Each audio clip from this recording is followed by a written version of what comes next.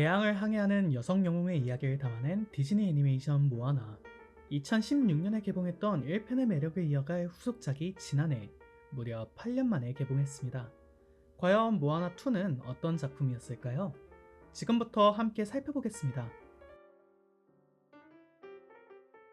이번 작품의 기본 골자는 다른 섬에 흩어진 부족민들과의 연결을 그 목표로 나아가는 모아나와 마우이의 여정에 있습니다.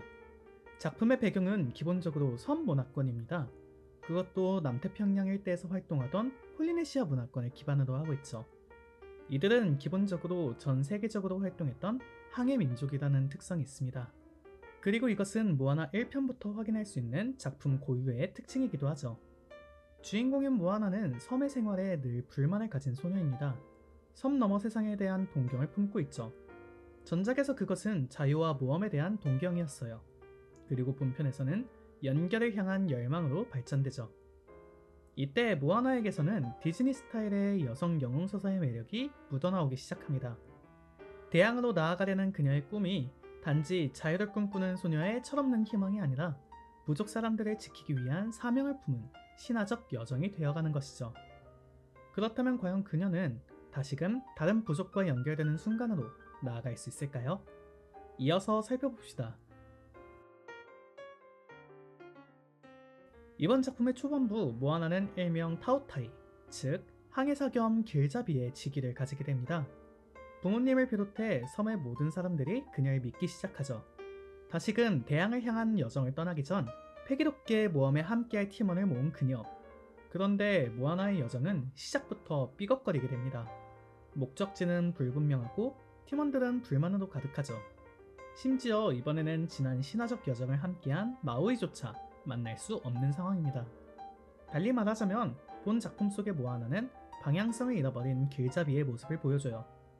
이때 그녀가 조우한 서브 빌런 마탕이는 모아나에게 매우 중요한 사실을 일깨워줍니다. 길잡이의 본질이 무엇인가에 대한 것이죠. 마우이와 모아나를 위협했던 마탕이는 모아나에게 어둡고 위험하게 보이는 길을 권유해요. 정확하게는 유혹한다는 표현이 더 어울릴 것 같습니다. 계속해서 기꺼이 길을 잃고 헤매라는 말이 너무나 위험하게 들리기만 합니다. 그러나 결과적으로 마탕이의 조언은 그녀가 모두와 만날 수 있도록 이끌어주는 결과에 나아요. 여기서 생각해볼 만한 지점이 하나 생겼습니다. 길잡이는 모두의 앞에서 길을 이끌어가는 인물입니다. 즉, 섬에서의 생활로 대변할 수 있는 안정을 책임지는 존재이기도 하죠. 그러나 길잡이의 본질적 특성은 하나 더 있습니다. 안정을 추구함과 동시에 새로운 길을 개척하고 앞으로 나아가는 존재이기도 하거든요. 이것은 전작에서부터 이어지는 자유로운 모험가 정신과 맞닿는 부분으로 볼 수 있겠습니다. 이제 모아나는 기꺼이 위험을 감수하는 길잡이가 됐습니다. 그 길 끝에는 모두와 연결된다는 작품의 방향성과도 이어지죠. 그렇다면 영화는 위대한 모험가가 될 모아나의 신화적 영웅 서사를 어떻게 완성시킬까요? 이어서 살펴보겠습니다. 앞에서 짧게 언급했지만 기본적으로 모아나2는 영웅의 성장서사 흐름을 따라가고 있습니다. 그런데 작품 속에서는 크게 두 가지 문제가 드러나죠. 먼저 모아나가 1편에서 나름 완성된 영웅으로 이미 성장했다는 점이 문제로 작동합니다. 그녀는 이미 전작에서 고난을 헤쳐나가며 용기를 얻고 세상을 구한 영웅으로 완성된 바 있습니다. 부족들과 함께 뛰어난 항해를 시작한 모습도 드러났죠. 그리고 그 증거가 모아나의 칭호인 타오타이이기도 합니다. 그런데 문제는 이번 작품에서는 전편에서 쌓아올린 모아나의 캐릭터성이 일정 부분 리셋이 된 것 같은 느낌이 있습니다. 이번 영화에서 그녀는 여러 차례 문제를 해결했음에도 다시금 불신과 불안의 늪에 빠져들어가요. 전작에서 섬의 위기를 구해봤던 인물임을 생각하면 주인공인 모아나의 캐릭터성 구축이 아쉬운 지점입니다. 다른 하나의 주요한 문제점은 빌런의 존재감이 희석됐다는 것에 있습니다.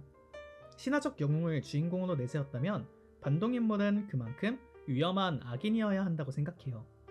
전작에서는 카카무라와 타마토아를 통해 그녀가 성장할 수 있도록 돕는 반동인물을 설계하고 최종적으로는 용왕괴물인 테카를 배치하며 일종의 신화적 고난을 선물했습니다.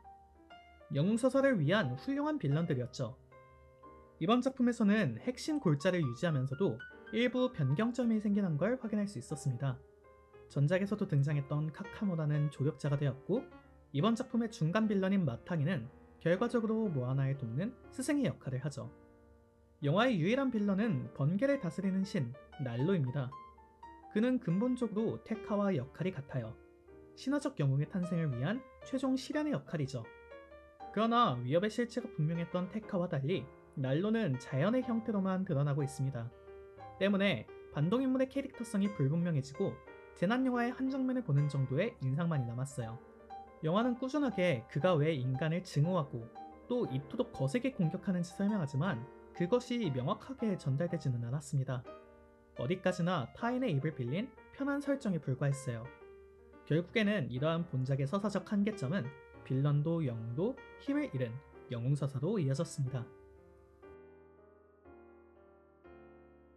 결과적으로 모아나2가 보여주는 메시지의 방향성은 모두 함께 힘을 합쳐 거대한 재앙을 이겨내고 연결과 화합의 길로 나아가는 것에 있습니다. 이는 최근 디즈니 애니메이션이 나아가는 방향성과 일정 부분 일치한다는 생각도 들어요. 선악의 개념을 통해 이분법적으로 세상을 보는 대신 입체적인 관계성 속에서 함께 화합으로 나아가는 과정이죠. 절대적인 악을 제시하는 대신 다층적인 사회적 갈등을 강조하는 겨울왕국과 주토피아의 예시를 떠올리면 이해가 쉬울 것 같은데요. 우리 사회에 필요한 리더, 즉 길잡이의 역할을 생각한다면 이게 더 맞는 방향성이라고 느껴지기도 합니다. 다만 서사적 측면에서 아쉬운 마음이 드는 것은 어쩔 수 없는 것 같습니다.